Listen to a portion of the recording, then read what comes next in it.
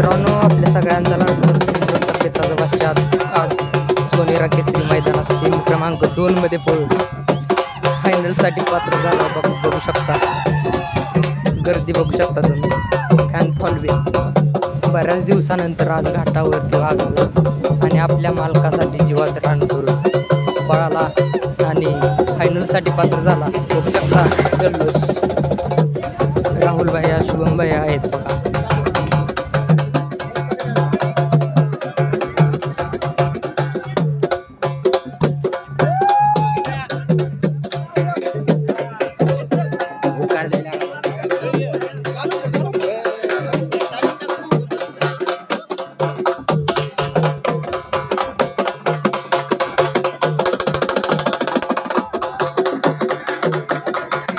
बघू शकता